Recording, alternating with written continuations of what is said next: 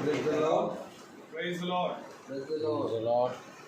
मेरे प्रिय एक बार फिर हम इस मुबारक समय के लिए अपने खुदा का धन्यवाद देंगे कि खुदा ने एक बार फिर हमें चुना और यहाँ पर लाकर एकत्रित भी किया। क्योंकि मेरे प्रियो, यदि हम ध्यान से देखें तो एक विश्वासी के जीवन में ज़रूरी ये है कि उसके जीवन में एक वाणी जो हमसे प्रतिदिन कहे कि ना इस वचन के दाहिने जाना और ना इसके बाएं जाना। हाँ मेरे प्रभु, ये ज़रूरी है। एक विश्वासी एक आवाज़ को सुनकर उसके पीछे चलता है और वो आवाज़ और किसी की नहीं परंतु खुदा यीशु मसीह की होगी। Praise the Lord. इसलिए हम प्रभु का बड़ा धन्यवाद देंगे कि उसने हमें बुलाया, उसने हमें बैठाया और यहाँ पर खड़ा किया, क्योंकि हम इस योग्य नहीं है कि हम इस स्थान को पाएँ, परंतु ये खुदा का फजल है जो हम निकम्मों पर प्रतिदिन बना रहता है। तो आइए हम प्रभु की स्तुति और महिमा में चलेंगे। पहले प्रार्थना के जरिए, फिर गीत में जाएंगे और उसके बाद हम प्रभु के वचन की ओर बढ़ेंगे। जो कुछ भी हमने दिन भर में गलती भूल चूक करी, उन सब के लिए हम प्रभु से क्षमा चाहेंगे और प्रार्थना करेंगे कि खुदा हमारे आत्मा हमारे कानों का खतना करें, ताकि ये जो वचन बोया जाए हमारे हृदयों में लाखों गुना करोड़ों गुना फल लाए। सब बातों के लिए खुदा उनको बड़ा धन्यवाद देते हैं। आइए हम प्रार्थना में चलें और मेरा निवेदन है घर का कोई सदस्य हमें प्रार्थना में अगुवाई करे। धन्यवाद पिता परमेश्वर, प्यारे प्रभु, आसमान और ज़मीन के खालिक और मालिक, हम आपका कोटि कोटि धन्यवाद करते हैं प्रभु जी, सुबह समय के लिए, संध्या की बेला के लिए प्रभु जी, जबकि अपने स्वरूप को आपके चरणों में लेके आ सकते हैं पिता परमेश्वर। प्रभु जी धन्यवाद करते हैं भाई के लिए, इस परिवार के लिए प्रभु जी, हर एक जन के लिए प्रभु जी, जो आपके नाम से प्रभु आपकी हम सुताइश के लिए इस्तेमाल किया जाता है पिता परमेश्वर। इन सबको तो नाम ब नाम आप बरकत दीजिए पिता परमेश्वर। प्रभु जी अपने बरकतों से मालामाल कीजिए प्रभु जी, हर एक के साथ हुई प्रभु जी, जो भी वचन यहाँ बोया जाता है पिता परमेश्वर, दिन दुगना रात चौगना कर पाए पिता परमेश्वर। हमें केवल सुनने वाले ना हो प्रभु जी, परंतु उस पर अमल करने वाले, उसको जीने वाले हो सके पिता परमेश्वर। प्रभु जी धन्यवाद करते हैं प्रभु जी हर एक बात के लिए। और प्रभु जी आगे की मीटिंग को रोहित भैया को आपके नाम में पिता परमेश्वर अभिषेक कीजिए प्रभु जी, कि अपना वचन दीजिए पिता परमेश्वर, कि हम सब आसूदा हो सकें पिता परमेश्वर।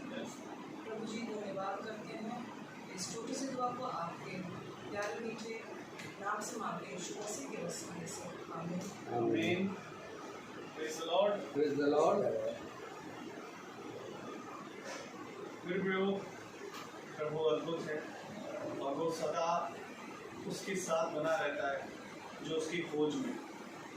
तो प्रभु ने अपने वचन में हमें कहा कि निरंतर मेरी खोज में बने रहो और मैं तुम्हें पृथ्वी की वस्तुएं यूं ही देता हूं। ज़रूरी है कि हम प्रभु की ओर दौड़ें, प्रभु की ओर मन लगाएं और उसकी आराधना, उसकी स्तुति में निरंतर बने रहें, क्योंकि मेरे प्रियो खुदावन एक आत्मा है और वो ऐसे ही आराधकों को ढूंढता है जो सच्चाई और आत्मा से उसकी आराधना करें। Praise the Lord. तो आइए हम गीत की ओर जाएंगे और हम गीत गाएंगे।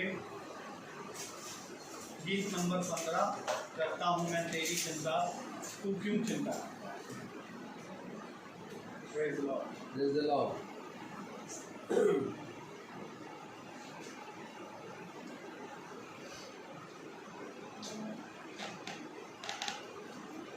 Hallelujah.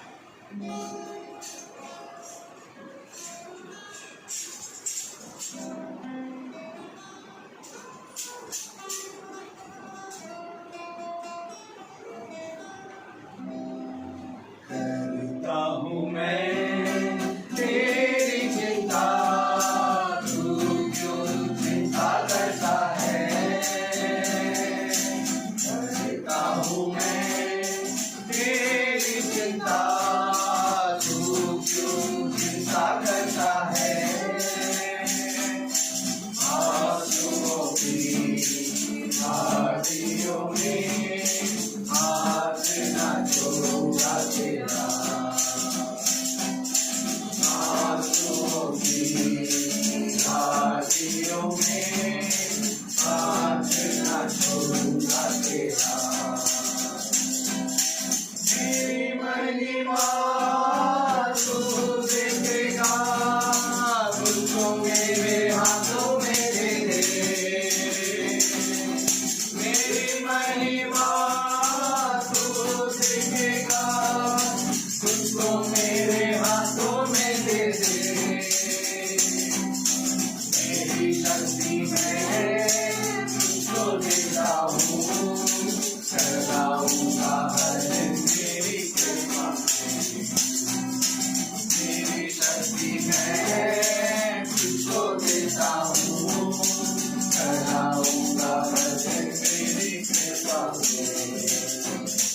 करता हूँ मैं तेरी चिंता, तू क्यों चिंता करता है।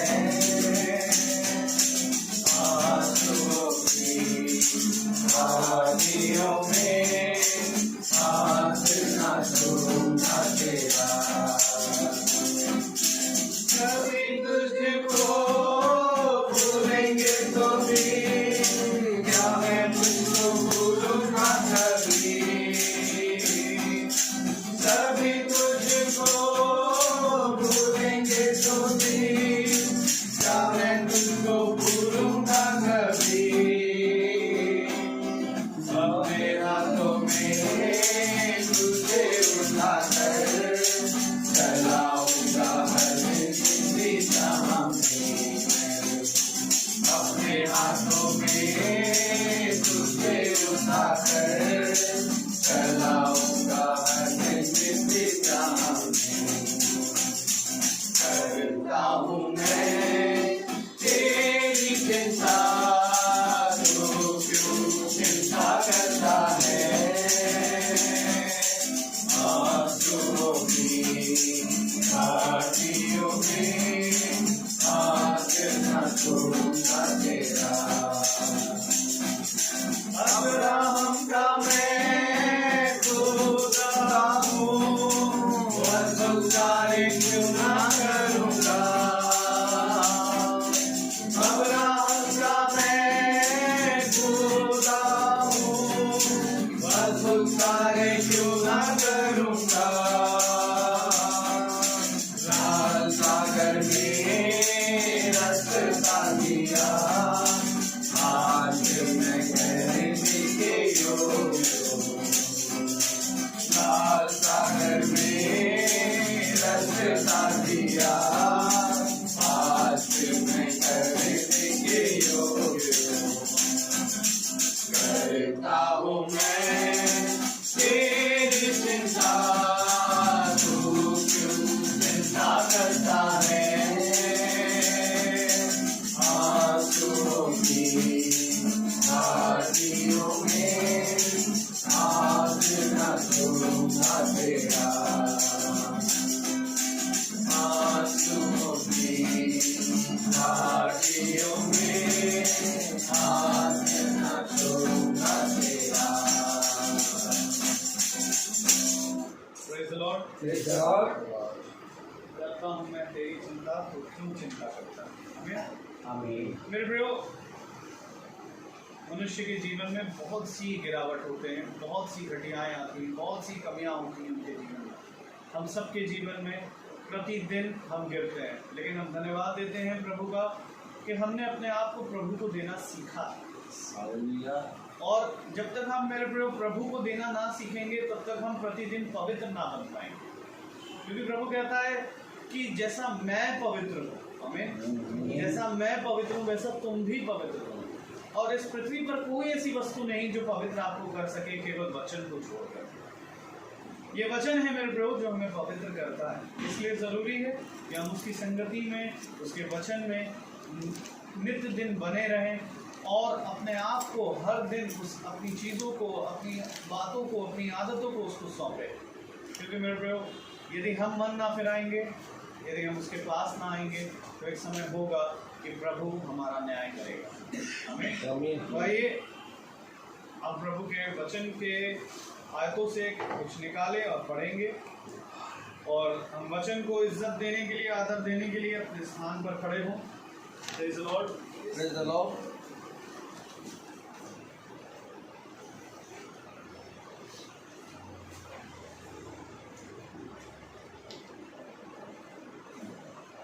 हम निकाले पहला कुरिन्थियों उसका 9वां अध्याय और उसकी 11वीं आयत को हम एक साथ पढ़ेंगे।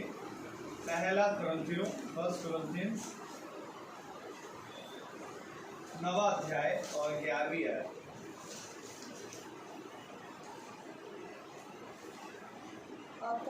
अतः जबकि हमने तुम्हारे लिए आत्मिक वस्तुएं बोई, तो क्या यह कोई बड़ी बात है कि तुम्हारी शारीरिक वस्तु की फसल काटे। आमीन। जब दूसरों का तुम पर यह अधिकार है तो क्या हमारा इससे अधिक ना होगा। आमीन। आमीन। खुदावन अपने पढ़े गए वचन को सुनने वाले कानों को अपनी आत्मा से पूरी रीति से शुद्ध करे और हमें इस पवित्र वचन को समझने और इस पर चलने की सामर्थ्य दे। आमीन। हम सब अपने स्थानों पर बैठे। एक बार फिर प्रभु ने हमें ये समय दे दिया कि हम उसके वचन से सीखें, उसके वचन में सुने, उसके वचन में चलें। Praise the Lord. और जब खुदावन ने हमें ये दिया है समय, तो मेरे प्यारे भाई बहनों, इस समय में हम बहुत आयत का जीवन प्राप्त कर सकते हैं।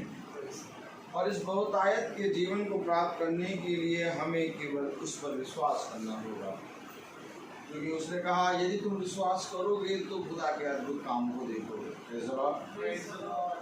मेरे प्यारे भाई बहनों, हम अपने जीवन में कोई भी कार्य, कोई भी चीज़ करने से पहले ये स्मरण रखें कि हमें प्रभु के प्रति ईमानदार बनना है। हालेलुया। क्योंकि प्रभु ही है जो हमारे सारे कामों को सफल कर सकता है, और हमारे आने वाले समय में हमारे लिए क्या उचित है और क्या अनुचित है, इन दोनों चीज़ों को प्रभु जानता है।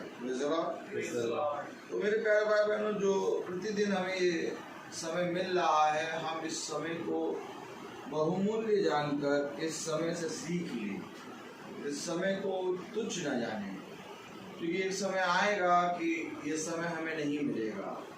एक समय आएगा कि लोग सुनने के लिए आएंगे परंतु वचन उन्हें ना मिलेगा। एक समय आएगा कि लोग द्वार खोलेंगे परंतु कोई सुनाने वाला ना होगा। Praise the Lord. देखिए, बहुत ध्यान से देखिए, जब नूह बस्ती बना रहा था तो नूह प्रचार कर रहा था, और एक समय आया कि जब द्वार बंद हुआ, उत्पत्ति, हालेलुया।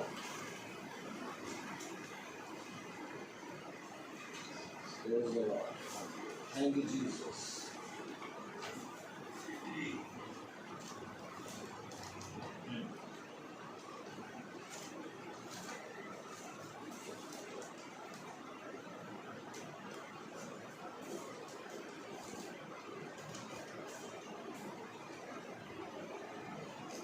Thank you, Jesus.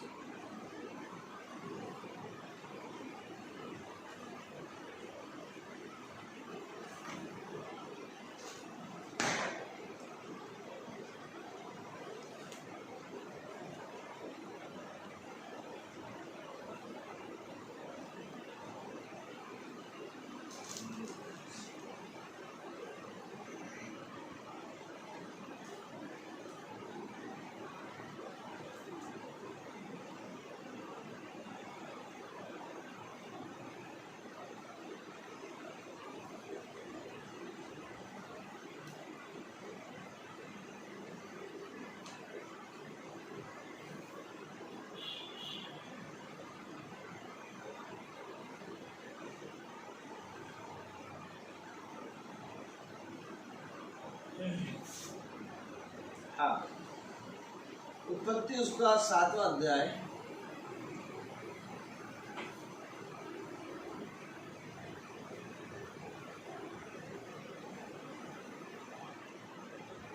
और उसकी 15वीं-16वीं आयत पढ़े। जितने प्राणियों में जीवन का प्राण था, उनकी सब जातियों में से दो लोगों के पास जहाज में गए, और जो गए वे खुदा की आज्ञा के अनुसार सब जाति के प्राणियों में से नर और मादा गए। देख लीजिए, गए, जहाज के अंदर गए, जिनके पास जीवन और प्राण था, और दो करके गए, और ये प्रभु की आज्ञा के अनुसार गए। और बहुत तेरे लोग थे, वे नहीं जा रहे थे, लेकिन ये पशु गए। आगे बढ़े। तब यहोवा ने जहाज का द्वार बंद कर दिया। पृथ्वी पर 40 दिन तक जल प्रलय होता रहा और पानी बहुत बढ़ता ही गया, जिससे जहाज ऊपर उठने लगा और और वह वह पृथ्वी से पर से ऊंचा उठ गया। बस आमीन। अब यहाँ पर द्वार बंद हो गया, जहाज का द्वार बंद हो गया। और किसने बंद करा? यहोवा ने। यहोवा ने। अब उस जहाज के अंदर जाने के लिए बहुत तेरे लोग आए कि भैया द्वार खोल दो, हम भी द्वार के जहाज के अंदर चले जाएं। लेकिन एक समय था जब दो दो प्राणी करके जा रहे थे, पशु जा रहे थे, हैं? तब वे जाने का नाम नहीं ले रहे थे। लेकिन जब द्वार बंद कर दिया यहोवा ने, तब बहुत तेरे लोग आए कि नूह का जो जहाज वो सबसे ऊंची चोटी पे बना रहा था, अरे सब देखते थे चोटी पे जहाज। ऐसा नहीं है कि जहाज नहीं देखते थे, क्योंकि सबसे ऊंची चोटी पे नूह जहाज बना रहा था। और सारे प्राणी देखते थे, ये एक बहुत बड़ी जहाज नूह बनाने में जुटा हुआ है। इसी तरीके से मेरे प्यारे भाई बहनों, आज खुदा के सुसमाचार को लेके खुदा के जन निकल रहे हैं, और एक एक प्रतिदिन एक एक दिन करके हमारे जीवन में एक जहाज तैयार हो रहा है। आमीन। और ये जहाज बन के तैयार हो जाएगा, और एक दिन हम इस जहाज के अंदर हो जाएंगे, और जब हम अंदर आ जाएंगे तो इस जहाज के द्वार को यहोवा बंद कर देगा। और फिर लोग कहेंगे कि हो सके तो हमें कोई इस वचन को सुना दे, हो सके तो कोई आके हमें अनंत जीवन की बातें बता दे, हो सके तो कोई आके हमें पवित्र आत्मा कैसे प्राप्त करना है ये बता दे। लेकिन तब मेरे प्यारे भाई बहनों, कोई भी सुधि नहीं लेगा। वचन बताता है कि हर एक जना, क्या प्राणी, क्या पशु, क्या पक्षी, हर एक जना मरा। केवल नूह के जहाज के अंदर जितने जने थे, जीवन नूह के जहाज के अंदर था। आमीन। और नूह के जहाज के बाहर मृत्यु थी। और आज फिर प्रभु कह रहा है कि मेरे निकट आ जाओ, मेरे बाड़े में आ जाओ, मेरे वचन में आ जाओ, मेरी आत्मा में आ जाओ, ताकि तुम उस भयानक दिन से बच जाओ। क्योंकि मनुष्य इस संसार में जुटा पड़ा है अपने ऐश और आराम में। अभी जो हमने पढ़ा वो क्या पढ़ा? कुरिन्थियों उसका 9वां अध्याय और उसकी 11वीं आयत पढ़ी थी। अतः जबकि हमने तुम्हारे लिए आत्मिक वस्तुएं बोई। कौन सी वस्तुएं बोई? आत्मिक वस्तु है, आत्मिक वस्तु। आत्मिक वस्तु हुई है। ये कौन सी वस्तु है? आपने तो सुना होगा, जैसा बीज वैसा फल। सुना है कि नहीं सुना? भाई पेड़ अपने फल से पहचाना जाता है, और जैसा बीज वैसा फल। अगर अमरूद का बीज बोगे तो कुछ समय के बाद अमरूद का पेड़ निकल आएगा। अब आम की गुठली बोगे तो बेरी के पेड़ तो लग ही जाएंगे, क्योंकि बेरी के पेड़ की गुठली बोगे तो बेरी के पेड़ निकलेंगे। लेकिन पौलुस कह रहा कि हमने तुम्हारे लिए आत्मिक, क्या कह रहा है, वस्तुएं बोई। आत्मिक वस्तुएं बोई। क्या कह रहा है? किसके लिए? अतः जबकि हमने तुम्हारे लिए आत्मिक वस्तुएं बोई। कब बोई? कब बोई हमारे लिए आत्मिक वस्तुएं? कब? पौलुस कह रहा है हमने तुम्हारे लिए आत्मिक वस्तुएं बोई है। कब बोई आत्मिक वस्तुएं? ये जो वचन हम लाए ये क्या है? आत्मा है। आमीन। और ये वचन लाके यहाँ पर खड़े होकर हम लोग प्रचार कर रहे हैं। और ये बैठी है भूमिया। अब इस वचन को हम डाल लें, अब ये तो बात ये है कि जैसी भूमि होगी वैसा फल ले आएगी, क्योंकि बीज तो बोने वाले ने फेंके, लेकिन भूमि की अंडरस्टैंडिंग है। पथरीली भूमि, झाड़ी वाली भूमि है, सड़क के किनारे भूमि। कौन कौन सी भूमि दिखाई?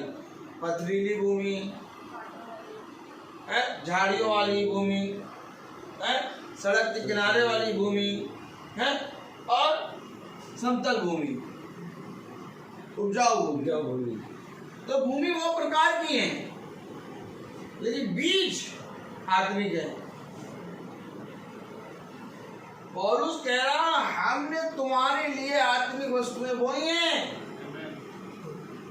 इसी तरीके से नूह भी आत्मिक वस्तुएं बो रहा था, लेकिन उन्होंने उस आत्मिक वस्तुओं को जरा सा भी देखने पे ध्यान नहीं दिया, और यहोवा ने द्वार बंद कर दिया यहोवा ने द्वार। क्यों खुदा आपने द्वार क्यों बंद करा? क्या आपको मालूम नहीं पानी इतनी तेज है, जहाज डूबने पर है, जहाज तक पानी चढ़ाया है, द्वार क्यों बंद कर रहे हैं? अभी द्वार खोलिए, अभी बहुत से लोग आएंगे, और आए भी लोग जहाज के ऊपर चढ़ने लगे, लेकिन वो चढ़ नहीं पाए क्योंकि यहोवा ने द्वार बंद कर दिया। और नूह उस समय जीवित है, जहाज के अंदर है, लेकिन एक द्वार है जो नूह द्वार के अंदर और वे द्वार के बाहर हैं। अब नूह कह रहा मैं चाह के भी द्वार नहीं खोल सकता, क्योंकि एक समय था मैंने तुम्हारे लिए आत्मिक वस्तुएं बोई थी। यही समय पौलुस कह रहा है कि एक समय है तो हमने तुम्हारे लिए आत्मिक वस्तुएं बोई। कब बोई? जब हमने तुम्हारे घर में जाके वचन बताया, तब तक हम तुम्हारे घर में आए और आत्मिक वस्तुएं बोई, लेकिन तुमने सुधी नहीं। देखो मैं तुम्हारे घर आया, मैंने तुमको वचन बताया, पर तुमने सुधी ना ली। किस प्रकार की सुधी लेनी है हमें? किस प्रकार की सुधी लेनी है हमें? एक बात समझ लो, क्योंकि जब वचन आता है और वचन को हम पढ़ते हैं तो हमारा जीवन वचन के अनुसार बदलना चाहिए। और अगर हम वचन पढ़ते हैं, वचन सुनते हैं, लेकिन हमारा जीवन वैसे ही रहता है, तो मेरे प्यारे भाई बहनों, वो जो आत्मिक वस्तुएं बोई गई हैं वो हमारे अंदर नहीं है। क्योंकि पौलुस कह रहा है हमने तुम्हारे लिए आत्मिक वस्तुएं बोई हैं। कोई तो दिखाओ कि तुमने क्या बोया। आप मनुष्य कहता है जैसा बोया वैसा काटोगे, और पौलुस कह रहा है हमने आत्मिक वस्तुएं बोई। पढ़ेगा क्या कह रहा है? अतः जबकि हमने तुम्हारे लिए आत्मिक वस्तुएं बोई, तो क्या यह कोई बड़ी बात है कि तुम्हारी शारीरिक वस्तुओं की फसल काटें? बताओ, जब आत्मिक वस्तुएं बोई हैं तो शारीरिक फसल कैसे काटेंगे? काटेंगे तो आत्मिक, शारीरिक कैसे काटेंगे? हमें आत्मिक वस्तुएं बोई हैं, हमें आत्मिक बीज चाहिए। आज हमारे घर में मीटिंग है, और यह अवश्य है कि जो वचन हमारे जीवन में आ रहा है उसको सुनकर हम ग्रहण करें। आत्मिक वस्तुएं क्या है? कौन सी आत्मिक वस्तुएं बोई आपने? किस तरह का आपने वस्तुएं बोई हैं, जरा हमें बताइए। हम भी तो देखिए कि कौन सी आत्मिक वस्तुएं बोई हैं आपने। आइए देखिए। पहला कुरिन्थियों उसका 12वां अध्याय और उसकी पहली आयत पढ़ें अगर तो कलाम में क्या लिखा। पहला कुरिन्थियों उसका 12वां अध्याय उसकी पहली आयत। हे भाइयों मैं नहीं चाहता कि तुम आत्मिक वरदानों के विषय में अनजान रहो। मैं नहीं चाहता कि तुम आत्मिक वरदानों के बारे में अनजान रहो। ओह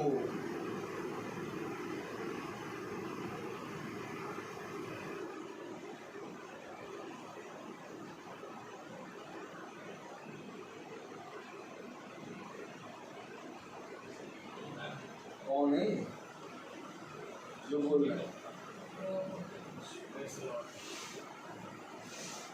ये वो है पौलुस।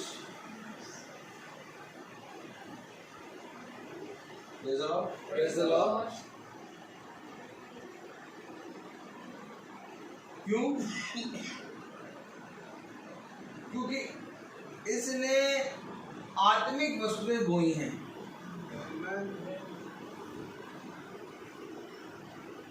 एक बीज बोने वाला बीज बोने निकला और बीज हमेशा किसके पास होता है? भविष्यवक्ता के पास। हमने बोई है।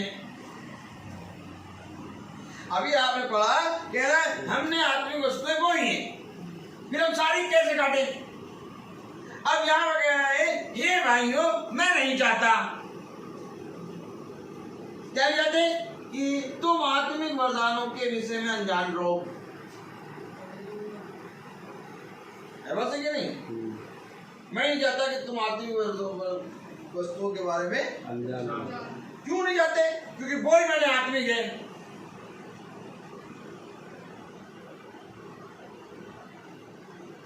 अब आपने इंग्लिश लिटरेचर का एग्जाम दिया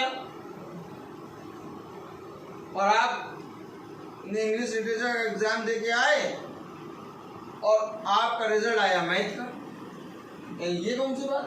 हम तो इंग्लिश लिटरेचर का एग्जाम देते हैं, मैथ कैसे आ गए? जिस चीज को आपने एग्जाम दिया उसका रिजल्ट आए। या तो मैथ का पेपर आप करने गए और वहाँ हिंदी का पेपर आ गया। या भैया आज तो मैथ का पेपर है, हमें हिंदी का पेपर क्यों दे रहे? यही बात पौलुस कह रहा है। यही बात तो कह रहा है। कौन सी बात कह रहा है बताइए? यही बात कह रहा है कि मैं नहीं चाहता कि जो मैंने बोया है उसके विषय में तुम अनजान रहो। आमीन। आज लोग अनजान है, आत्मिक वरदानों की बात ही नहीं करते, आत्मिक चीजें आत्मिक वस्तुएं बोने की बात ही नहीं करते।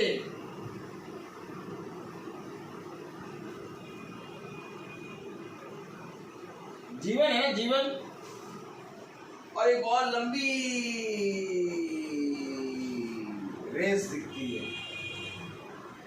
यह बहुत लंबा जीवन है, इसको कैसे जिएंगे? किस पे विश्वास करें, किस पे ना विश्वास करें? क्या करें हम इस जीवन में? हम क्या करें? क्या करें हम? कोई तो हो जो हमें जीवन का मकसद बता दे।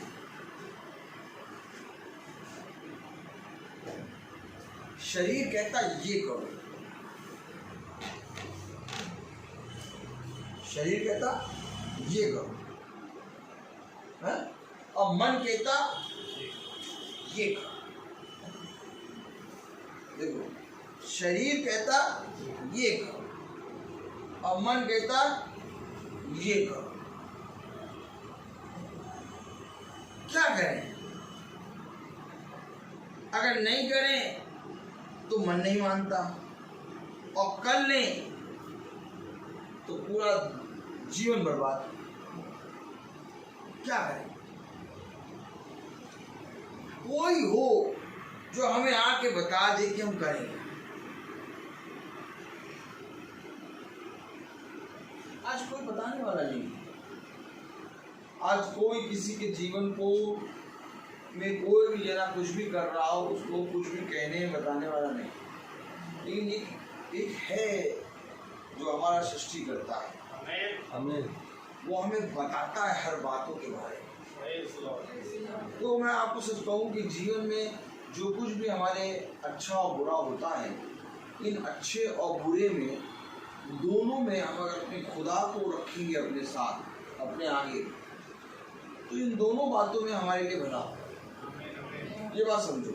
लेकिन खुदा को आगे रखने का मतलब होता है कि ना शरीर को सुने और ना मन की सुने। हमेशा ये बात याद रखना कि शरीर कुछ कहेगा, मन कुछ और कहेगा।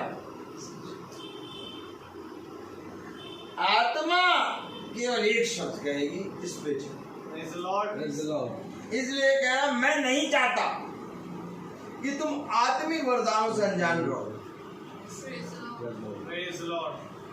आत्मिक वरदानों से अनजान रहो, मैं नहीं चाहता, क्योंकि तुम अगर आत्मिक वरदानों को जान जाओगे और आत्मा के अनुसार चलोगे तो तुम्हारा शरीर और तुम्हारा मन दोनों पवित्र हो जाएगा। ध्यान रखिए, खुदा ने कहा मैं तुम्हारे मन का खतना करूंगा, मैं तुम्हारे मनों को जीतने आया, मैं तुम्हारे मन को फेरूंगा और तब तुम्हारा शरीर शुद्ध हो जाएगा। अर्थात शरीर और मन दोनों को पवित्र आत्मा की जरूरत है। और यही एक कारण है कि खुदा ने अन्य जातियों को मन का खतना दिया। पहले था शरीर का खतना, मूसा की व्यवस्था के अनुसार क्या था? शरीर का खतना। और पौलुस और खुदावन की व्यवस्था के अनुसार, नए नियम के अनुसार मन का खतना। तो ये शरीर का खतना होता था, लेकिन उनका मन उन्हीं निकम्मे कामों में लगाया जाता। याद रखना ये बात, क्योंकि जो इजरायली निकले थे खतना हो गया था उनका, लेकिन उनका मन प्रभु की ओर था। उनका मन कहाँ था?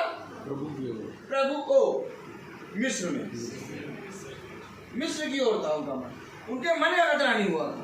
वो मनों में हमेशा काटते रहते थे, हम वहाँ थे, हम वहाँ थे, हम वहाँ थे, हम वहाँ थे, हम वहाँ थे, हम वहाँ थे, हम वहाँ थे।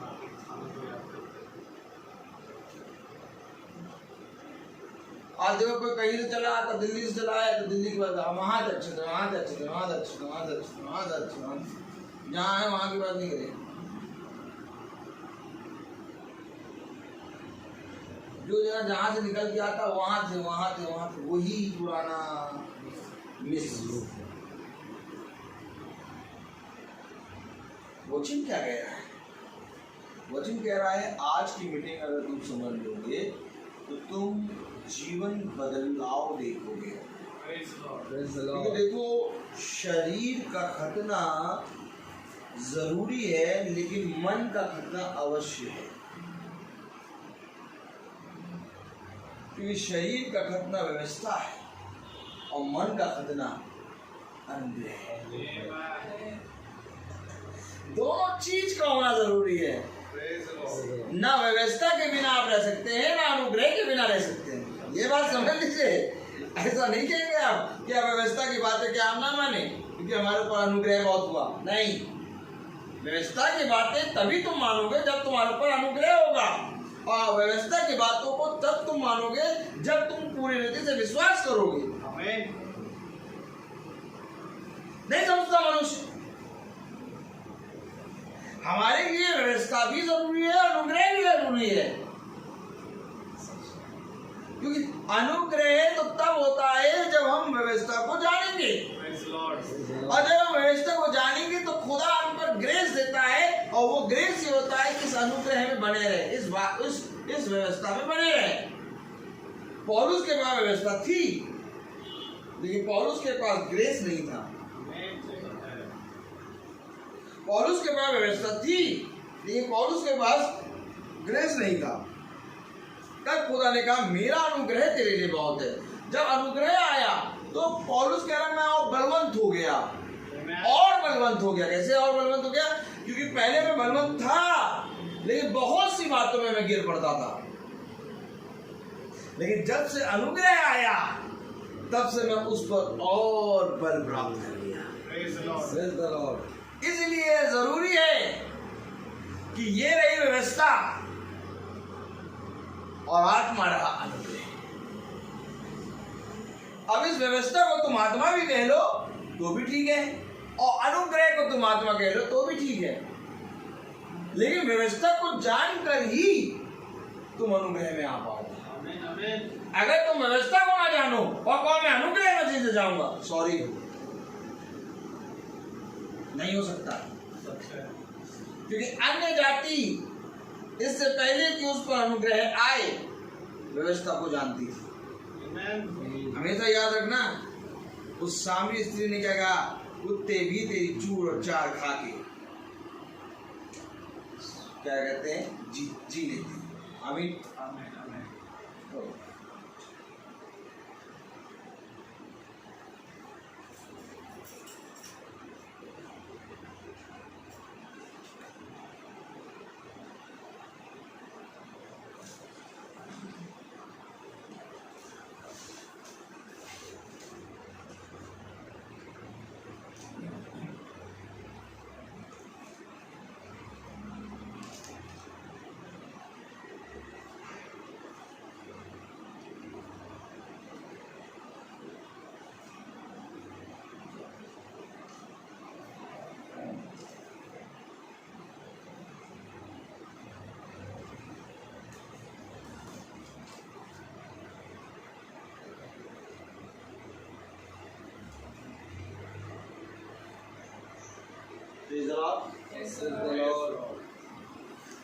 हाँ, उसने क्या कहा कि कुत्ते भी तेरी मेज से चूर चार खाकर जी लेते।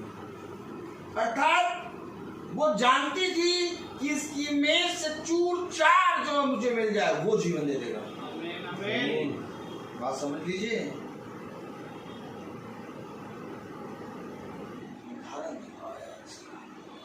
प्रेरित हो, इस बात समझ में नहीं आ रही है, अभी समझ में क्लियर आनी चाहिए।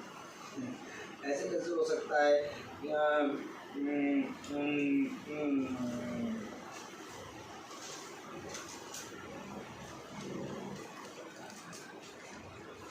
प्रेरित हो उसका 10वां अध्याय।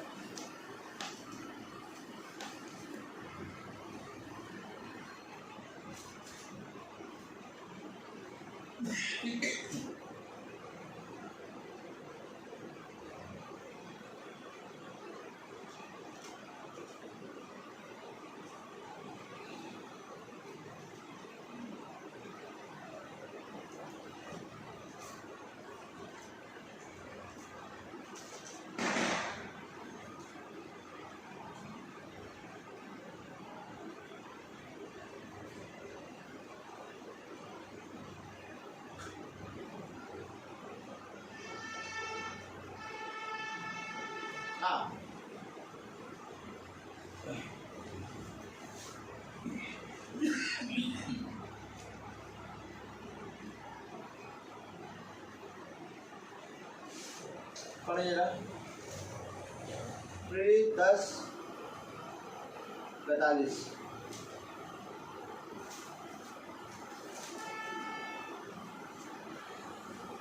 प्रेरित 10:45 पढ़े। पतरस ने ये बातें कह ही रहा था कि पवित्र आत्मा वचन के सब सुनने वालों पर उतर गया। कि पवित्र आत्मा वचन के सब सुनने वालों पर उतर गया। और जितने इकट्ठा किए हुए विश्वासी पतरस के साथ खाए थे वे सब चकित हुए कि अन्य जातियों पर भी पवित्र आत्मा का दान उधेला गया है। अरे ये अन्य जातियों को पवित्र आत्मा कैसे आ गया? क्योंकि कुरनेलियुस जो है वो एक अन्य जाति है,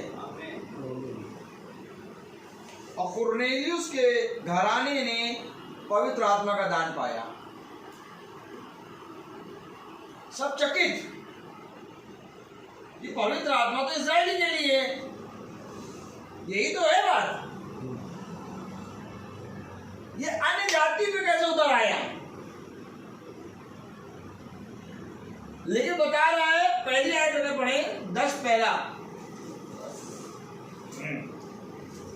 तो अन्य जाति का स्वभाव देखें। केसरिया में कुरनेलियुस नाम का एक मनुष्य था, एक कुरनेलियुस नाम का मनुष्य था जो इटलियन नामक पलटन का सूबेदार था। हाँ, जो सूबेदार था वो भक्त था और अपने सारे घराने समेत खुदा से डरता था। तो खुदा को जानता था क्या? यस, आमीन। यही तो है व्यवस्था।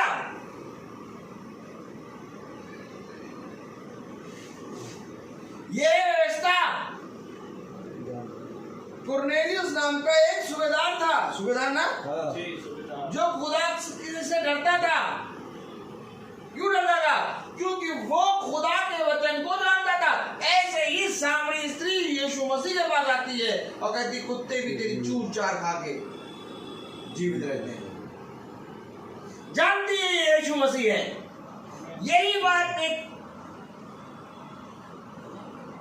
यही बात वो कुंवारी वो सामरी स्त्री जो कुएं के पास आई थी जानती थी कि देखो एक भविष्यवक्ता आएगा, एक हम जानते हैं एक मसीह आएगा। वो भी तो नहीं जाती थी।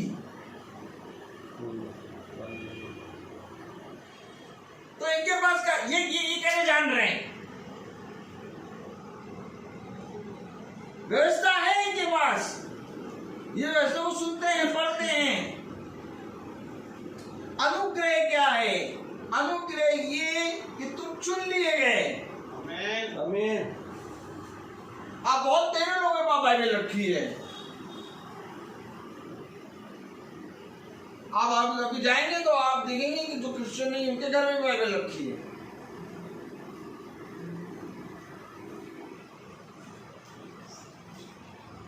तो बाइबल रखी है यानी व्यवस्था है। बाइबल तो व्यवस्था है। आमीन। आमीन। अनुग्रह ग्रेस हर किसी पे नहीं है। अर्थात बाइबल तो है, व्यवस्था तो है, परंतु इस व्यवस्था की बातों को वो जान नहीं पाएंगे जब तक मेरा आत्मा उन पर प्रकट ना हो। आमीन। यही एक कारण है कि जब यीशु मसीह गया तो उसने कहा देखो मैं जाता हूँ तुम्हारे लिए अपनी आत्मा छोड़ जाता हूँ। क्यों छोड़ रहा आत्मा? सारी व्यवस्था की पुस्तक है हमारे पास, हम पढ़ के समझ लेंगे। नहीं, मैं तुम्हारे लिए आत्मा छोड़ूंगा क्योंकि यही आत्मा तुम्हें सिखाएगा। आमीन। और ये आत्मा ही ग्रेस है। और आज इस ग्रेस को किसी ने नहीं जाना। कोई भी जना पवित्र आत्मा की सामर्थ और पवित्र आत्मा के कामों को जानना नहीं चाहता। तभी तो पौलुस कह रहा है कि मैं नहीं चाहता कि तुम आत्मिक वरदानों से अनजान रहो। मैं जानता हूं तुम्हारे पास बाइबल तो है, मैं जानता हूं तुम्हारे पास व्यवस्था तो है, लेकिन अगर तुम्हारे पास आत्मिक वरदान नहीं है तो ये सब कुछ होना व्यर्थ है। आप बताइए कि क्या जिनके जिनके पास बाइबल है वो सब स्वर्ग में गए?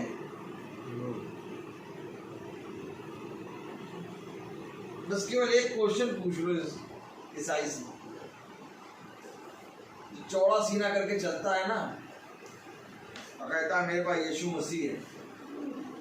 मैं एक बात पूछ लूं कि अगर तुम ये बता दो कि क्या जिसके पास बाइबल है वो सब स्वर्ग जाएंगे? फिर देखो एक गोल घुमाव वाला आंसर देगा। अरे भैया देखो ये तो ना हम जानते हैं तुम जानते हो, तो प्रभु ही जाने, हम तो भैया बस चल रहे हैं। घुमाव वाला आंसर बहुत भयंकर होता है ईसाई के पास। एक बात याद रखना, ईसाई ईसाई ईसाई ये हमेशा याद रखना। ईसाई कसाई, क्योंकि बाकी लोग तो अपने शरीर को के लिए जी रहे हैं, लेकिन ईसाई पता है क्या कैसे जी रहा है? ईसाई खुदा के लहू को मार के जी रहा है।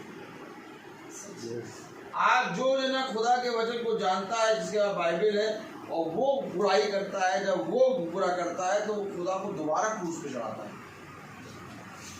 और जिसके पास वचन नहीं, जो खुदा को नहीं जानता वो काम करता है, वो तो अपनी व्यवस्था को ना जानने के कारण पाप का काम आएगा। उस पर व्यवस्था ना जानने के कारण, व्यवस्था को ना जानने के कारण न्याय किया जाएगा। ये वचन में लिखा है, प्रचार किया था।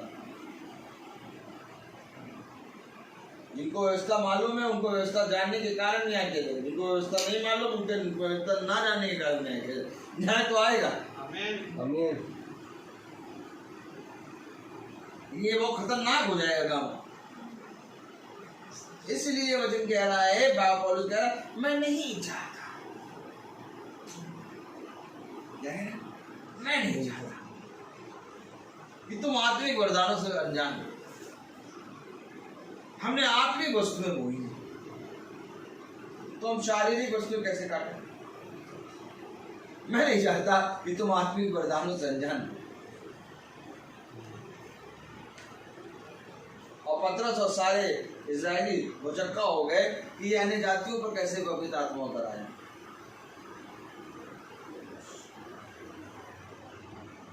हम समझ नहीं जाते, हम समझ नहीं जाती हैं। ईसाई है इसका मतलब ये थोड़ी ना कि ईसाई जो इजरायली नहीं, हम समझ नहीं जाते हैं। इजराइली का मतलब होता है इजराइल मेरी प्रजा, यानी इजराइली जो इजराइल के उसाते हैं, इजराइल में जो उसाते हैं, चलते हैं, इजराइल के घराने से हैं, वो इजराइली।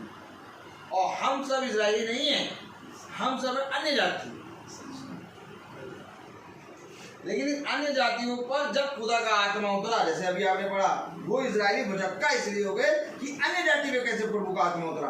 अर्थात जब प्रभु का आत्मा अन्य जाति पर उतरा तो अन्य जाति आत्मिक इजराइल बन गया। अब ये आत्मिक इजराइल है, क्योंकि आत्मा इजराइल है। क्योंकि इजराइल किसी देश का नाम नहीं है, ये बात हमेशा याद रखिएगा। इजराइल किसी देश का नाम नहीं है। आज लोग इजराइल कहते हैं, इजराइल इजराइल इजराइल देश का नाम नहीं, इजराइल एक व्यक्ति का नाम है। आमीन। अर्थात इजराइल का नाम एक व्यक्ति के नाम पे रखा गया। अर्थात इजराइल एक व्यक्ति का नाम, अर्थात इजराइल यीशु मसीह का नाम है। ये भेद कोई नहीं जानता। आज लोग यीशु मसीह कहते हैं, लेकिन मैं कहता हूँ इजराइल यीशु मसीह है। क्योंकि यही ये इजराइल, यही यीशु मसीह जब याकूब के अंदर आया तो कहा आज से तू इजराइल है। ये खुदा का वचन है। कब जानेगा इन बातों को? याकूब तो चीटर, याकूब तो चीटर। अब इस याकूब को मार के घुस गया आत्मा, और जब मन युद्ध हुआ रात भर तो आत्मा उस पर विजय हुई। तो आखिर जो विजय हुआ, जो उस दिन पूछ रहे थे कि ये उसाते हैं तू मनुष्य और प्रभु दोनों पर सामर्थ्य हुआ। अर्थात ये जो घुसा है, जो सामर्थ्य हो रहा है, ये यीशु मसीह है। अर्थात यीशु मसीह अपने पिता और मनुष्य दोनों में सामर्थ्य है। तभी तो उसके लिए स्वर्ग से गवाही आई, ये मेरा प्रिय पुत्र है। और नीचे से गवाही आई, इसने जो कुछ किया सब उत्तम किया। अर्थात वो अब पूरा खिला, अर्थात वो मनुष्य और खुदा दोनों में सामर्थ्य होकर प्रबल हुआ यीशु मसीह। अर्थात इजराइल कोई और नहीं, इजराइल यीशु मसीह है। इसलिए इजराइल को कोई नहीं छू पाएगा। आमीन। ये हमारा जैसे ही ये आत्मा इजराइल की आ गई अन्य जाति में बन गया आदमी इजराइल। Praise the Lord. अब जीवन का मकसद मिल रहा है। Yes. तो हो नहीं सकता कि कोई शारीरिक व्यक्ति हमें हो नहीं सकता, हो नहीं सकता कि कोई शारीरिक व्यक्ति हमें छू। Praise the Lord. हमें छूने के लिए तुम्हें आत्मिक बनना पड़ेगा। और हो नहीं सकता कि हम अपने आप को किसी शारीरिक व्यक्ति को दें। इससे पहले कि हम किसी को शारीरिक व्यक्ति को दें, वो आत्मिक बने। इसलिए जरूरी है, खुदा का वचन हमें बताता है, आत्मिक वरदानों में बने रहो। मैं नहीं चाहता कि तुम आत्मिक वरदानों से अनजान, आत्मिक वरदानों से अनजान को अन्य जानता, किसी को कोई मतलब नहीं है। आज खुदा के विषय में बोलने में मुंह नहीं पकड़ेंगे अपने आप को कि मुंह पकड़ ले भैया खुदा के विषय में बोल रहे हैं, खुदा के दास के विषय में बोल रहे हैं, बोलते चले जाएंगे, कोई भय नहीं।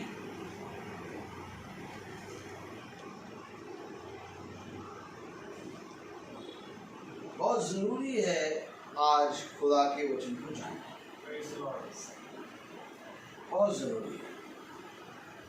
मैं नहीं चाहता कि तुम आत्मिक वरदानों से अनजान, क्योंकि हमने आत्मिक वस्तुएं बोई हैं।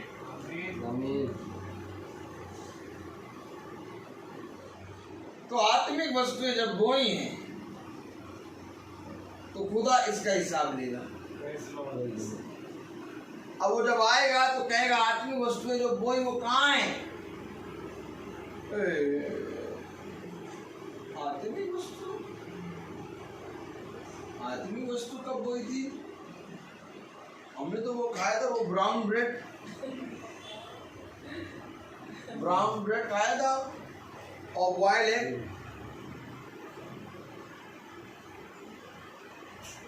संडे बनी थी चिकन बिरयानी, वो खाया था। हमें कुछ आत्मिक तो बोया नहीं।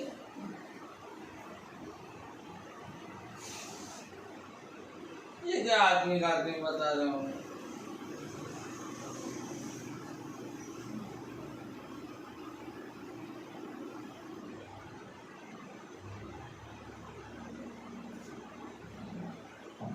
आत्मिक वस्तुएं हमने बोई हैं। कहाँ गया वो आत्मिक वस्तु बताओ?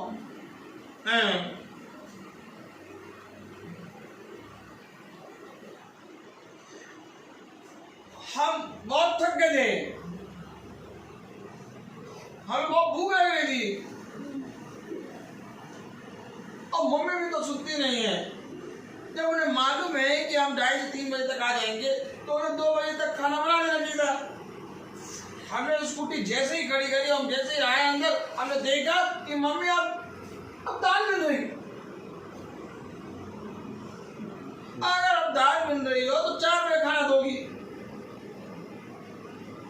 हम चिल्ला दिए मम्मी पे, जाओ तुम ही खाओ।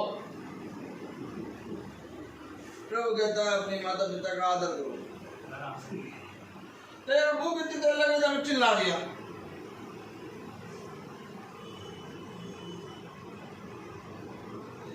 शिकार करने गए थे हम, शिकार करके आए तो देखा कि मम्मी ने कुछ बनाया नहीं। रवि का मम्मी पता नहीं कहाँ है। इसाक चिल्ला रहे, ऐसा आगे शिकार करके कहे कोई चीज खाने की नहीं। इतने दूर से गए शिकार के 2 दिन हो गए, खाना खाना खाए, खाना लाओ खाना लाओ खाना।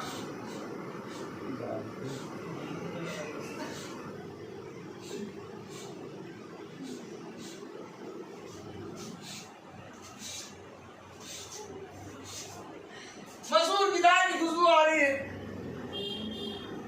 हमें दाल लाओ। याकूब आत्मिक वरदान बेचो, आत्मिक वरदान मिला तुम्हें उसको बेचो। अरे इस आत्मिक वरदान को लेके हम पैलोटे बने को लेके हम क्या करेंगे? हमें तुम दाल लाओ। इतनी बढ़िया खुशबू आ रही है।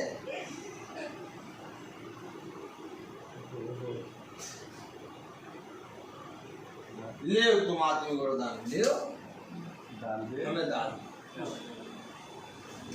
दाल। बाइबल में लिखा झूठ नहीं बोलना, 10,000 मिलना है। हेलो, हाँ ठीक है, हो जाएगा।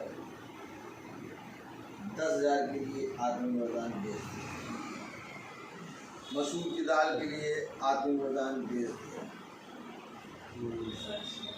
हर चीज के लिए आज हमने आत्मिक वरदानों को बेचा है। जिस तरह से प्रभु ने हमें मोल दे के खरीदा, वैसे ही हम जगह जगह जाके प्रभु के लहू को दे देते हैं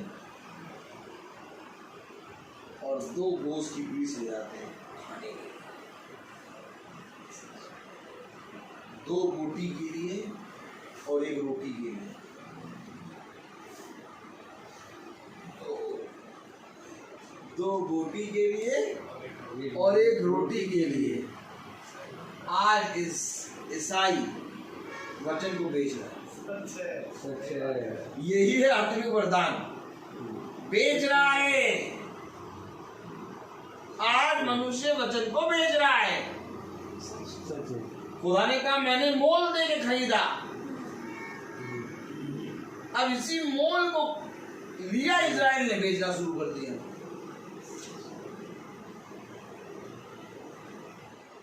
अभी आप ईसाई को वचन सुनाइए, नहीं सुनेगा। सुनाइए आप वचन, आप क्या सोच रहे, ईसाई वचन सुनेगा? नहीं सुनेगा। और अगर आपने वचन सुनाने की बात कर दी, आपके पीछे पीठ पीछे बातें बताएगा, बड़े बड़े वचन बताने वाले फायदा बताते हैं, गलत सच बताएंगे, भरमा देंगे, ब्रेन वॉश कर देंगे, आतंकवादी बना देंगे। वचन नहीं समझेंगे, ये कहेंगे। और वचन नहीं मालूम, जो वचन में लिखा है वो एकदम नहीं कर रहे, जो उनको बताया गया वो करने में जुटे हैं। और ऐसा करने में जुटे मानो लिखा हो, और फिर जब पढ़ाओ कि देखो ये लिखा है और तुम कर ले रहे हो, तो आप देखते हुए अंधे, देखते हुए अंधे कहेंगे तुम गलत पढ़ा रहे हो, तुम गलत तरीके से पढ़ा रहे हो, गलत तरीके से बता रहे हो तुम। तो ये सारी बातें हैं। वो कह रहा मैं नहीं चाहता कि तुम आत्मिक वरदानों से अनजान रहो।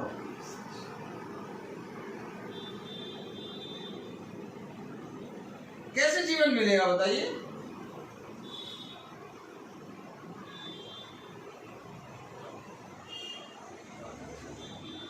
हाँ बताइए कैसे जीवन मिलेगा?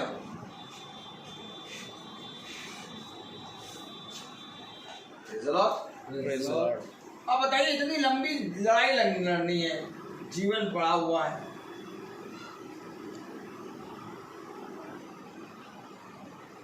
कैसे जीवन?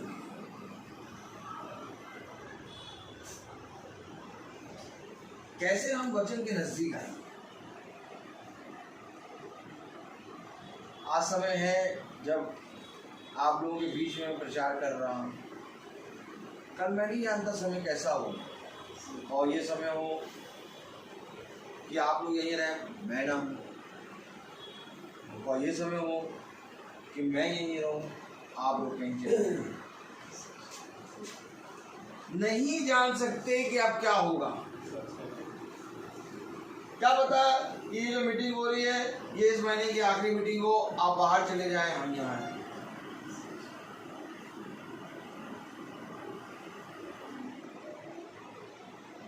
लेकिन जीवन की बातें जान, कोई नहीं बताने आता जीवन की बात, किसी को मतलब नहीं। केवल जीवन की बातें वो बतलाता है जिसके पास जीवन होता है। नूह कश्ती भी बना रहा है और जाके प्रचार भी कर रहा है। लूत अपने बच्चों को, अपने बच्चों के बच्चों को प्रचार कर रहा है, अपनी बेटियों के दामादों को प्रचार कर रहा है। हर एक जना दौड़ दौड़ के बाइबल में जाके प्रचार कर रहा है कि कुछ तो हो कि एक दो जना फेरा। प्रचारक रो रहे हैं। आज आज जो हकीकत का जो सच्चा प्रचारक है, जो पवित्र आत्मा की सामर्थ में आके प्रचार कर रहा है, आज वो रो रहा है। एक दिन समय था जब यीशु मसीह रोया और उसने कहा, हे पिता, ये नहीं जानते कि ये क्या कर रहे हैं। और आज भी ठीक सेम वैसे ही खुदा के अभिषिक्त रो रहे हैं। हर प्रचारक नहीं रो रहा, जो खुदा की आत्मा के अनुसार चल रहा है वो रो रहा है। आज भी ठीक वैसे ही हो रहा है। जो खुदा के वचन का प्रचार कर रहा है हकीकत में वो रो रहा है। क्यों रो रहा है? कि प्रभु ये सुन नहीं रहे, समय निकट है। प्रभु तुमने सही कहा, समय निकट है। प्रभु दुष्ट इनको खा रहा है, ये देख नहीं रहे। यही कारण है कि बाइबल में हर एक प्रचारक रोया है। अगर आपने उत्पत्ति से मलाकी और मती से प्रकाशित वाक्य तक पढ़ा है तो आप अगर देखेंगे तो सारे प्रचारक रोए। कोई ऐसा भविष्यवक्ता नहीं है जो ना रोया हो, क्योंकि भविष्यवक्ता देखता है, जीवन देख रहा है और अधिकार भी देख रहा है। ठीक उस पोजीशन पे भविष्यवक्ता खड़ा होता है जिस पोजीशन पे खुदा खड़ा है। इसलिए खुदा उस पोजीशन पे लाने के लिए भविष्यवक्ता को आग की भट्टी में डालता है, कहीं ऐसा ना हो कि भविष्यवक्ता फट जाए। इसलिए अवश्य है कि भविष्यवक्ता जो सामर्थ में आ जाता है फिर उसको कोई छू नहीं पाता, क्योंकि भविष्यवक्ता की पोजीशन ये हो जाती है कि वो समझ नहीं पाता मैं क्या करूं। सब योना का नाम तो लेते हैं, लेकिन योना की पोजीशन को समझो वो कहां पर है। योना जो कह रहा है उसको जानो, उसको समझो, क्योंकि योना के सामने जीवन के वृक्ष का फल है और योना के सामने मृत्यु के वृक्ष का फल भी है। और देख रहा है कि जीवन के वृक्ष के पास एक भी नहीं है और मृत्यु के वृक्ष के पास सब लटके पड़े हैं।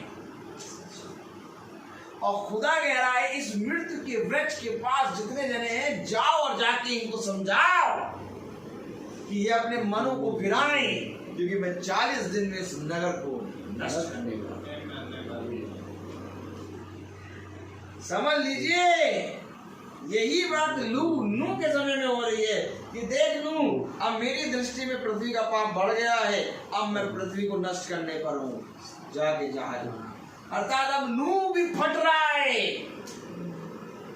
अब आमीन। अर्थात नूह जीवन के वृक्ष के फल को देख रहा है और नूह मृत्यु के वृक्ष के फल को देख रहा है और नूह मरा जा रहा है कि कोई तो आ जाए।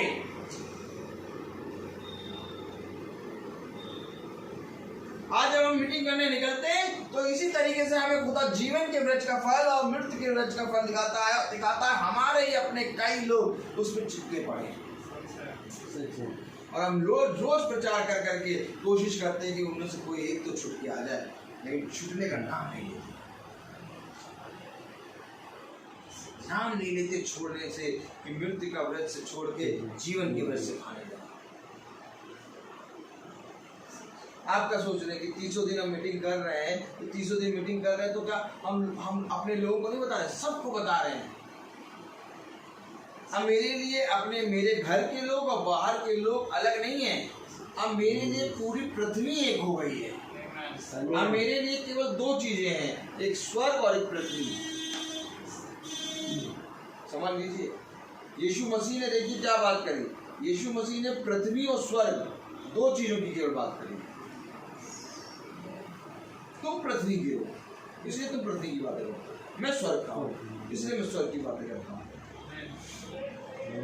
यीशु मसीह ने कभी अपनी वो मरियम के लिए, अपनी माँ के लिए बात नहीं करी, यूसुफ के लिए बात नहीं करी। यीशु मसीह ने कभी भी उठाते हैं अपने भाइयों के लिए बात नहीं करी, अपनी बहनों के लिए बात नहीं करी। उसने बात करी पृथ्वी की और स्वर्ग की।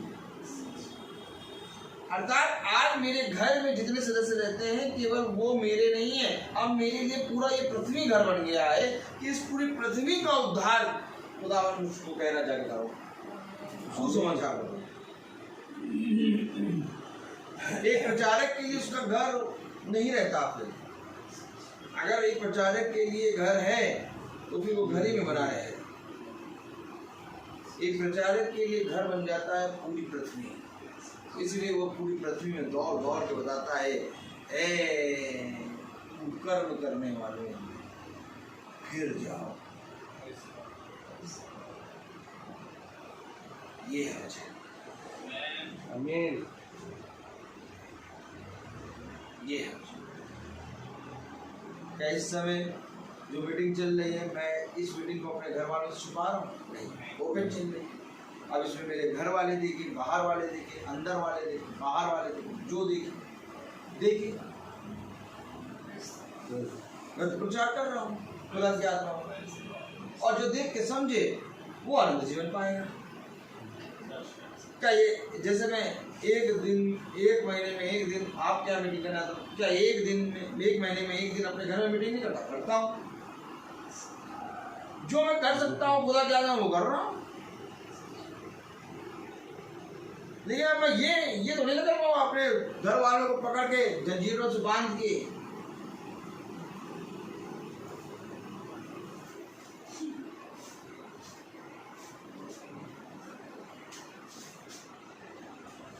जंजीरों से बांध के जकड़ दें कि नहीं अब तुम लोग केवल जॉब का ही होगा।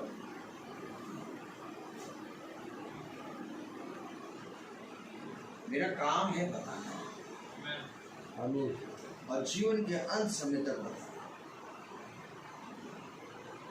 और धन्य तो वो हैं जो कहे गए को सुन के कह जाए।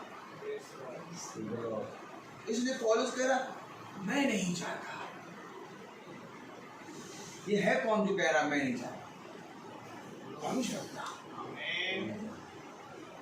अगर एक भविष्यवक्ता ये चाह रहा है कि मैं नहीं चाहता कि तुम आत्मिक वरदानों से अनजान हो, तो जितने भविष्यवक्ता हैं सब ये कह रहे हैं,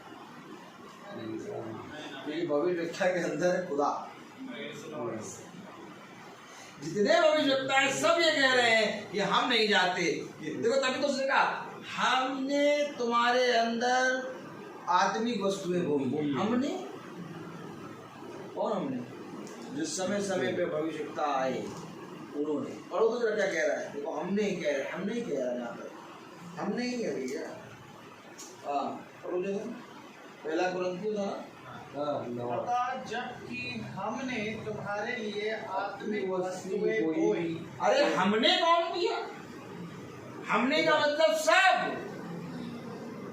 हमने का मतलब सारे भविष्यवक्ता। आमीन। और उसमें खुदा भी है। Praise the Lord. ऐसे पढ़ाते हैं क्या बच्चे? अगर ऐसे पढ़ाने लगे वचन तो क्या होगा बताइए? सब के सब चार जोड़ के है? और रेत पे बैठ के उपवास करें।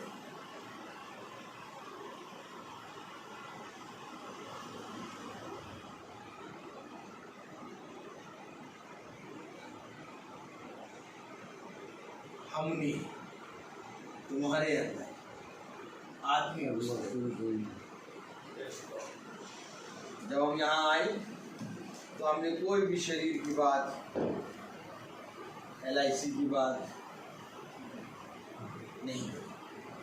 हमने बात करी वचन की। और अभी तक मैंने मेरे ख्याल से दो ही आयत पढ़ी, 2-3 आयत में प्रभु पूरा वचन हमें निचोड़ के दे देता है। ये है। हमें नहीं मालूम होता वचन में हम क्या बोले। जो चीज लाए थे, जितना भी लाए वो सब नहीं बोल पा रहे हैं। और हमें मालूम है अगर हम उस पर चले जाएंगे तो कुछ नहीं हो पाएगा, क्योंकि जहाँ प्रभु ने हमें ठहराया हम वहीं पर कहा यहाँ बैठ जाओ, बैठ दो, कह उठ जाओ, उठ चल दो, चल दो, रुक जाओ, क्यों? तुम अपने अनुसार नहीं चलते क्या? नहीं, हम आत्मा के अनुसार चलते। हमेशा एक बात का ध्यान रखो, एक मनुष्य होता है जो अपनी इच्छा के अनुसार जीवन जीता है, और एक मनुष्य होता है जो दूसरों की इच्छाओं पर अपना जीवन जीता है, और एक मनुष्य होता है हे भगवान मेरी नहीं पर तेरी इच्छा। कौन हो तुम? कौन हो? अपनी इच्छा पे चलने वाले कि दूसरों की इच्छाओं पे चलने वाले? हे भगवान मेरी नहीं बल्कि तेरी इच्छा। आमीन। कौन सा मनुष्य हो?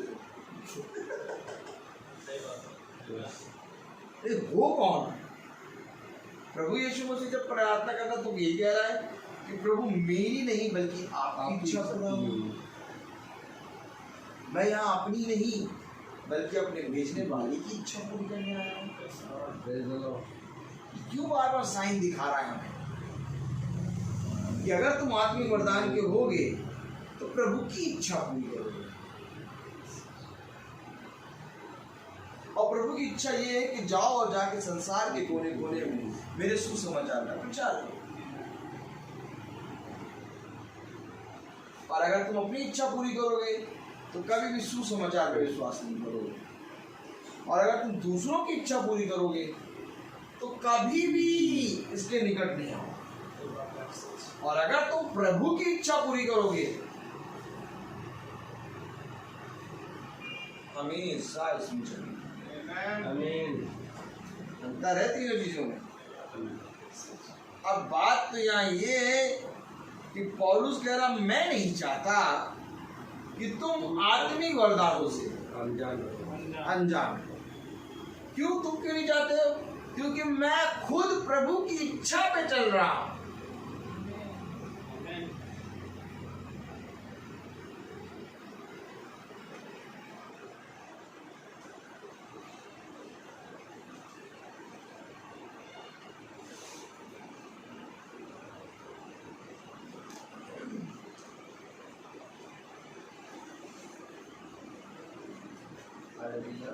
हालेलुया।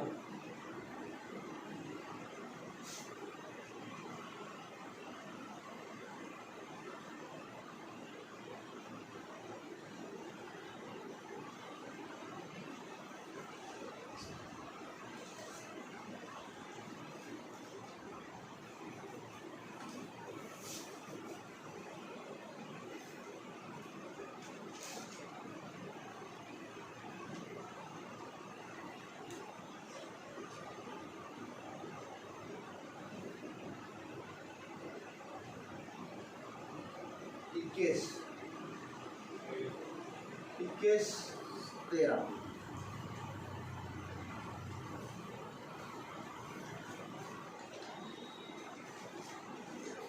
तो 21-13। परंतु पौलुस ने उत्तर दिया तुम क्या करते हो? तुम क्या करते हो? कि रो रो कर मेरा दिल तोड़ दो। आगे मैं तो प्रभु यीशु के नाम के लिए यरूशलेम में न केवल बांधे जाने की नीति के लिए वरन मरने के लिए भी तैयार हूँ। ये देखिए किसकी इच्छा पूरी कर रहा है? एक लोग इच्छा कर रहे हैं रो रो के ना जाओ। यहाँ बैठो ना, कहाँ जा रहे हो? मीटिंग में? और हम इतनी दूर से आए तो मीटिंग में जा रहे हो। ये सब बातें सुनिए, कभी सुनिए ये सब बातें होती है। अरे आज कहाँ मीटिंग तुमने रखा ली? आज तो वहां जाना है मंगल बाजार। तुमने आज मीटिंग कहाँ करा ली? तुम्हें नहीं मालूम था मंगल बाजार जाना? देखो हम आए थोड़ा सा घूमने। क्या आने वाले क्या पास्टर साहब? मना कर दो। ये तो हम बताएंगे फिर आपको और कोई दिन, अभी तो जा रहे हैं।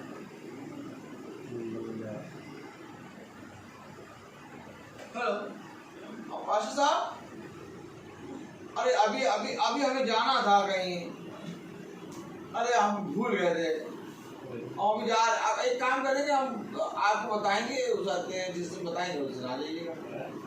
आप तो फालतू है, फालतू। हाँ ठीक। पास्टर साहब का कोई समय नहीं, कोई टाइम नहीं, कुछ नहीं, हम आपको बताएंगे, आप आ जाइएगा, आ जाइएगा, हम जा रहे हैं। आपको हम सुनते हैं ना रोज। अब तो खैर लोगों को भय आ गया है, लोग चंगे होने लगे, लोगों का जीवन में तो कोई ऐसी बात नहीं करता। पहले तो बहुत सुनते थे, अब तो कोई ऐसी बात नहीं करता है, सब भयभीत रहते हैं। नहीं हाँ कि प्रभु को दावा मना कर दिए तो 121 बेसन के लड्डू चढ़ाने पड़े। 121 कौन चढ़ाएगा लड्डू इतने ज्यादा, इससे अच्छा मीटिंग कराना। तो पौलुस को रो रो के कह रहे ना जाओ, क्यों जाना, कह रहे यहाँ बात करेंगे। पौलुस कह रहा मुझे वहाँ जाना है, यीशु मसीह का प्रचार करना है और मुझे उसकी प्रचार को बताते हुए मरना है। तो ये किसकी इच्छा है? कह रहा है मैं तो प्रभु यीशु के नाम के लिए यरूशलेम में न केवल बांधे जाने ही के लिए वरन मरने के लिए भी तैयार हूँ। जब उसने नाम माना तो हम ये चुप हो गए, प्रभु की इच्छा पूरी हो, प्रभु की इच्छा पूरी हो, अभी हम चुप हो गए, प्रभु की इच्छा।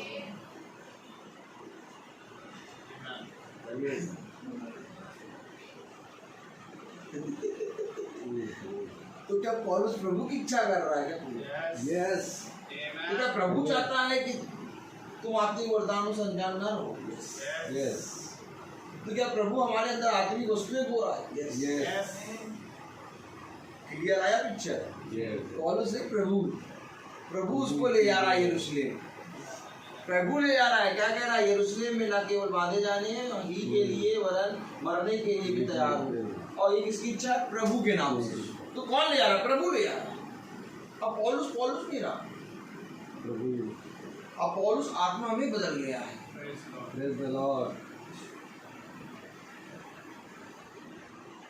यही एक कारण है कि जो खुदा के वचन को जान जाता है फिर उससे लोग बात नहीं कर पाते, सुनता नहीं किसी की।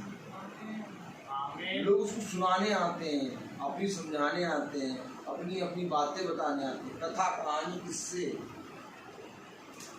कथा कहानी किससे? कथा कहानी किससे? कहानी और किससे? ये सब लेके लोग आते हैं उस प्रभु के दास। हाँ बताइए क्या कर रहे? तो प्रभु का दास कथा कहानी किस्से को ले और एड़ी के नीचे रखे और मछली, और तब उनकी दुम छटपटाए। और जब दुम छटपटाए तो जब प्रभु के दास को देखें तब उनके अंदर शैतान आ गया। क्यों शैतान आया? क्योंकि शैतान तभी आता है जब प्रभु को देखेगा। तो शैतान ऐसे आराम से सबके अंदर रहेगा, बढ़िया खाता पीता रहेगा, तुमसे ऐसा बात करेगा तो पता भी नहीं चलेगा इसके अंदर दुष्ट है। लेकिन जहां प्रभु का दास आया वहां वो एकदम मतलब अपने रुआब में आएगा।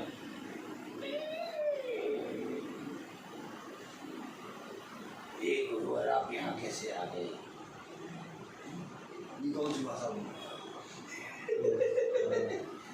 तो प्रभु के दास जब आते हैं तो वहां पर ऑटोमेटिक आराम से आदमी बैठा दुआ कर रहा है। लेकिन जैसे प्रभु के दास को वैसे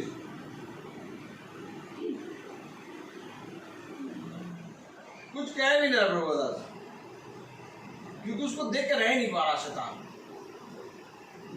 क्योंकि शैतान चाहता है इसके अंदर घुसना। शैतान की आदत क्या है मालूम? घुसने दी। और जब शैतान घुस नहीं पाता है तो खिसियानी बिल्ली हम मानो चीज, खिसियानी बिल्ली हम मानो चीज। अब शैतान जिसके अंदर घुस गया कोई प्रॉब्लम नहीं, अब शैतान जान नहीं घुस पाए तो वहां पर भी उसका शैतानी बना नजर आता है। अरे अरे देखो कैसे कर रहा है, क्योंकि वो मनुष्य उस मनुष्य के अंदर आ नहीं पाएगा ना, बड़ा बंदा है। अब यही तो बात थी, शैतान खिसियानी बिल्ली खंबा नोच रहा था। प्रभु ने कहा कहाँ है सब, घूम क्या है मेरे दास का, वहां कहाँ गए थे तुमने बाड़ा बांध रखा, खिसियानी बिल्ली खंबा नोच बाड़ा देख रखा है। तो यही बातें हैं, ये बातें कौन बताएगा? ये बातें केवल खुदा का आका बताएगा। आमीन। मैं आपको बार बार कहता हूँ, हम लोग जो मीटिंग करते हैं, हम लोग की मीटिंग हम लोग को खुद ही नहीं मालूम होता क्या बोलेंगे, लेकिन अगर मीटिंग में आप बैठे तो आपको समझ में आ जाएगा ये कौन चला रहा है।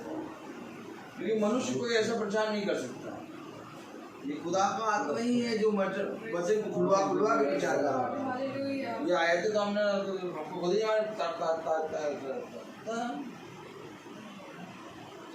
कोई मतलब नहीं है हमको मतलब एक है कि हमारा जीवन बदले, जीवन बदलने का मतलब नहीं बदल रहा जीवन। मैं प्रार्थना करता रहता हूँ कि लोग कहता है धीरे से हटो यहाँ से, आगे बढ़ो, हमें बढ़ते रहना। बहुत जरूरी है कि आज घर नहीं बल्कि आत्माओं का कुछ, क्योंकि प्रभु का घर और जितनी आत्माएं बचाएंगे हम सब उतना ज्यादा खुदा में आएंगे। हमें प्रभु करना तो टाइम हो गया क्या, पता नहीं लगता है टाइम की, ऐसा लगा था अभी बैठे थे, अभी आए थे हम लोग और प्रभु ने देखो हम उस आयत से आगे भी नहीं बढ़ पाए। क्या करेंगे आगे बढ़ के, क्या करेंगे, बाइबल को इतना पढ़े। उसने कहा एक बिंदु भी संभालो तो स्वर्ग राज्य पहुंच जाओगे। एक बिंदु, इसकी एक बिंदु काफी है तुम्हें स्वर्ग राज्य पहुंचाने के लिए, लेकिन उसको अपने हृदय रूपी पट्टियों पर रख लो। जब पूरी बाइबल पढ़ डालो स्वर्ग राज्य नहीं जा पाओगे। स्वर्ग राज्य वो जा पाएगा जिसने इस वचन को अपने हृदय रूपी पट्टियों पर लिख लिया। आज आप लोग देखते होंगे बहुत से लोग क्या करते हैं, अपने शरीर पर गोदा गादी करते हैं, लिखते हैं।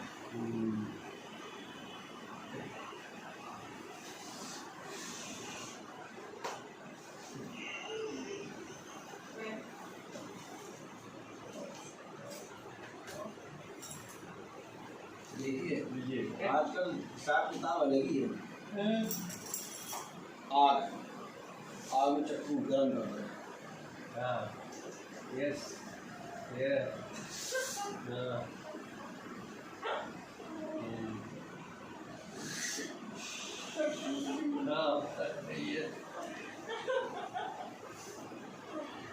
लिख दिया प्यार करते हैं तुमसे, देखो लिख दिया।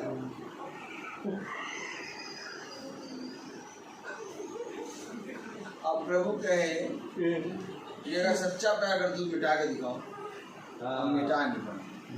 यस आमीन। तो प्रभु कहता है जिस चीज को तुम कर ना पाओ, तुम्हें किसने दिया उसको बिगाड़ने का।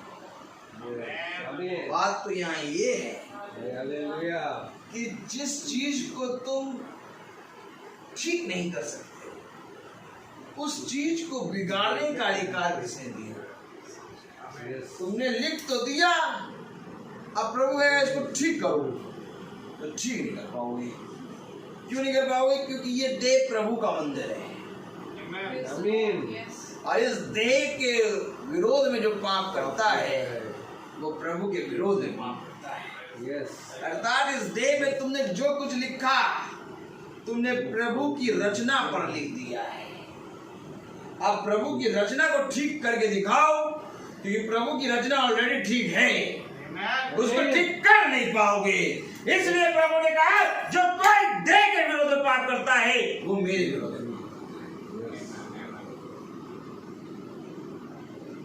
ये बात हम बताएं। बनवाओ टैटू, बनवाओ ये टैटू वाला हिस्सा लेके ही नर्क में डालेगा। कोई टैटू, कोई पैटू और कोई भी चीज तुमने देह में बनवा ली ठीक नहीं कर पाओगे बेटा, क्योंकि ये वचन है और वचन से बना है। आमीन। ये बना तो वचन से, अब जब वचन से बना है और तुमने गड़बड़ी कर दी तो ठीक कर नहीं पाओगे। सही बात नहीं कर पाओगे, चाहे जितना हकीकत बात बता रहा। आज जितनों ने खुलवा लिया और वो चाहते हैं कि हमारे अंदर से ऐसे हट जाए, लेकिन नहीं होगा। क्यों? क्योंकि ये प्रभु ने बनाया। इसीलिए जब प्रभु चाहेगा तब इसको लेगा, और जब प्रभु चाहेगा तो इसको फाड़ देगा। Praise the Lord. हमारा अपना कुछ नहीं, तो हम प्रभु की बनाई चीज को करेक्शन कर दो। ओह माय गॉड,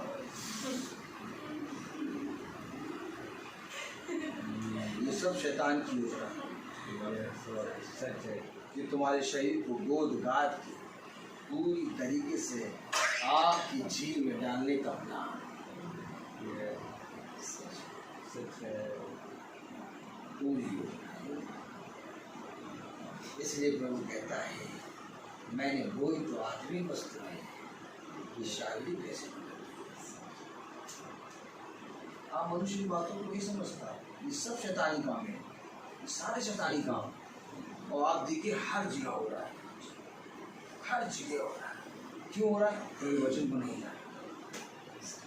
मैं बोलता हूँ हर चीज का एक समय है।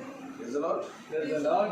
तो आइए हम प्रार्थना में चलेंगे, और मेरा निवेदन है भाई सैमुअल से कि वो प्रार्थना में अगुवाई करें। Praise the Lord. Praise the Lord. Praise the Lord. God bless you brother. God bless you brother. आइए हम प्रार्थना में चलेंगे। खुदावन यीशु मसीह, बड़े धन्यवादित हैं इस मुबारक समय के लिए कि मैं प्रभु आपने हम निकम्मों को इतना अद्भुत वचन प्यार प्रभु सुनाए। खुदावन जो बातें प्यार प्रभु हमें सुनने को कहीं नहीं मिलती खुदा, वो तेरा वचन है जो जीवनदायक है खुदा।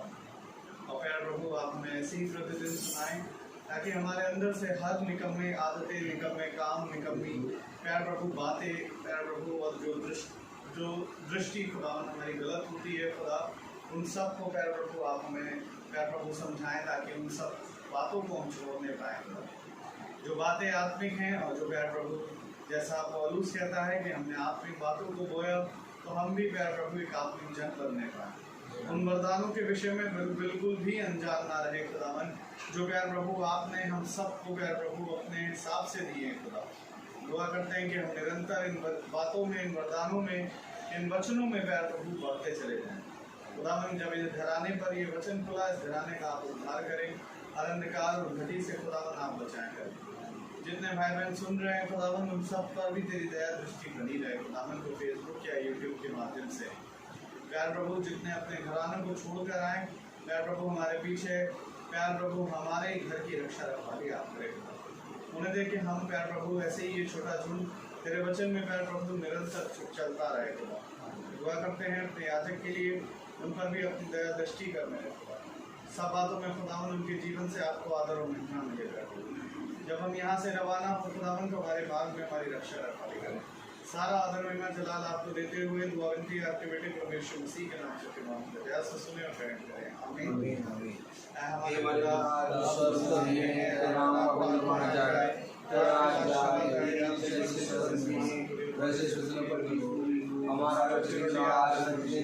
और हमारा जैसे